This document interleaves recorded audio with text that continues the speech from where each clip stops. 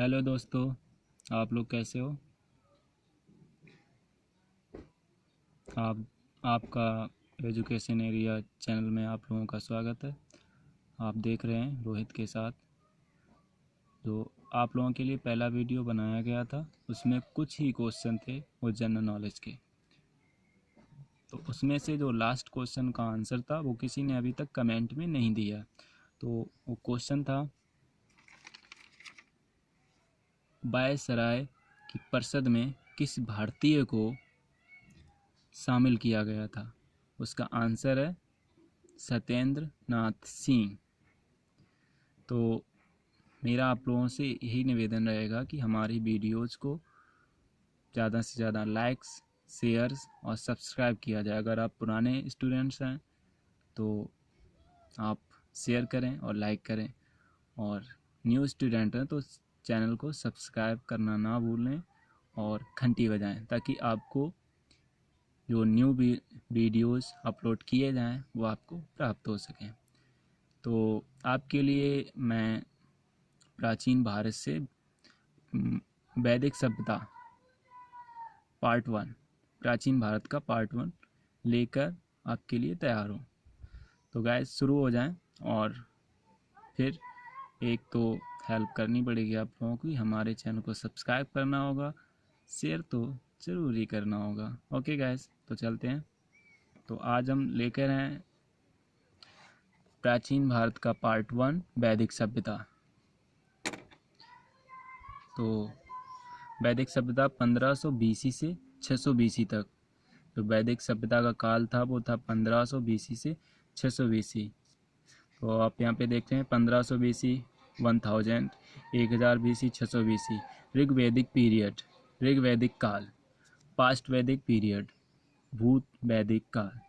तो ये समय जो था वैदिक सभ्यता का, यहाँ पर जो आर्यों का आगमन होता है तो उसके बारे में किसने क्या कहा। किसी ने कहा कि वो मध्य एशिया से आए थे, तो किसी ने उन्हें ईरान का बताया। तो इस प्रकार के कुछ इम्पोर्टेंस क्वेश्चंस आपके सामने हैं। तो पहला क्वेश्चन है, 1500 BC में आर्य का आगमन हुआ, यह मध्य एशिया से आए थे। 1500 BC में आर्यों का आगमन हुआ, यह मध्य एशिया से आए थे। ये बाल गंगाधर तिलक के अनुसार, जो बाल गंगाधर तिलक थे उनके अनुसार ये उत्तरी ध्रुव से आए थे। और जो दयानंद सरस्वती थे तो उन्होंने बताया था कि यह तिब्बत से आए थे।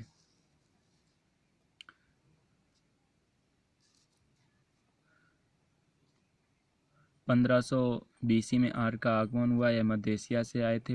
और बाल गंगाधर तिलक के अनुसार ये उत्तरी ध्रुव से आए थे। दयानंद सरस्वती के अनुसार ये तिब्बत से आए थे। तो आपका जो इंडियन जो आपका मैप होता है तो उसके अनुसार ये साउथ में कश्मीर, नॉर्थ में राजस्थान, वेस्ट गंगा बैंक, जो ईस्ट पूर्व है ये आपका गंगा का मैदान पड़ता है, और जो वेस्ट है वो अफगानिस्तान के साइड। तो इस एरिया से आए थे, मध्य एशिया जिसे बोलते हैं। और तिब्बत आपका पड़ जाता है नेपाल के इस तरफ। तो दयानंद सरस्वती के अनुसार उन्होंने कहा था कि तिब्बत से आए थे, और यह बाल गंगाधर तिलक ने कहा था ये उत्तरी ध्रुव से आए थे। तो जो साउथ पोल, जिसे आप तो इसमें वीडियो में देख रहे होंगे।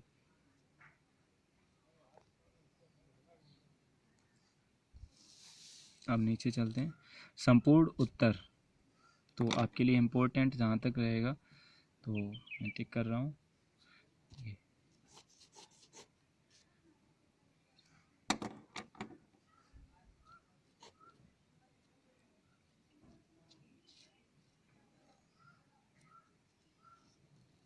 दयानंद सरस्वती के अनुसार तिब्बत से आए थे।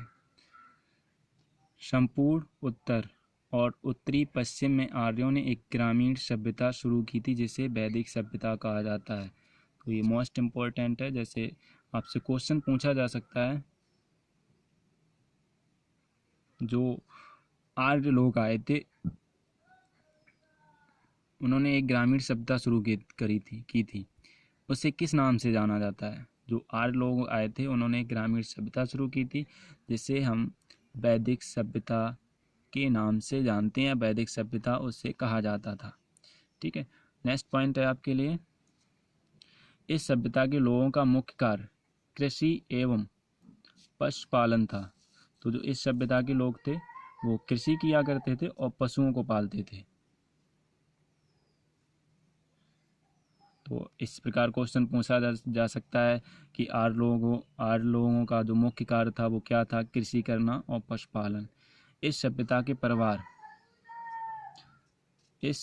परिवार पितृ सत्तात्मक हुआ करते थे। मतलब इसका ये हो जाएगा कि जो पिता होते थे, पिता के सिंहासन के बाद जाने के बाद तो पुत्र ही राजगद्दी का मतलब वारिस होता था और वही संभालता था।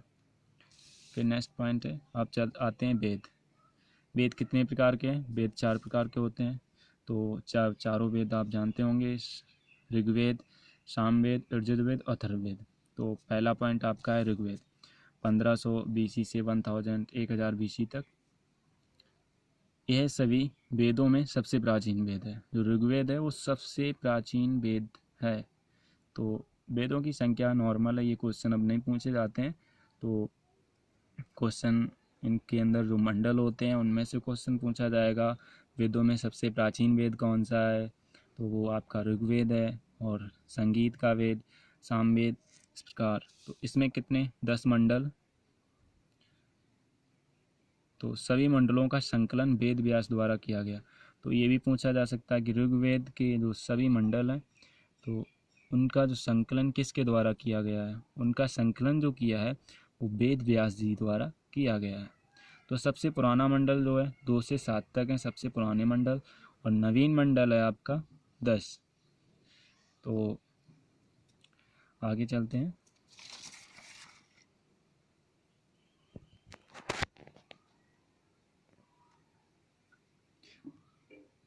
10वां मंडल है, इसमें वर्ड व्यवस्था का वर्णन किया गया। महासूक्तीय, इसकी रचना जो ये रचना है महासूक्तीय है, और इसमें वर्ड व्यवस्था का वर्णन, जैसे ब्राह्मण, क्षत्रिय, वैश्य, शूद्र। ऐसे पूछा जा सकता है कि 10वें मंडल में किसका वर्णन किया गया? तो 10वें मंडल में आपका वर्ड व्यवस्था का वर्णन है, जिसमें ब्राह्मण, क्षत्रिय, वैश्य, शूद्र। तो 10वां मंडल आपका ये है, इसमें 4 वर्ड व्यवस्थाओं का वर्णन है। उसके बाद नेक्स्ट पॉइंट, ऋग्वेद का तीसरा मंडल। क्वेश्चन ऐसे आ सकता है, जो ऋग्वेद के तीसरे मंडल की रचना किसने की थी? विश्वामित्र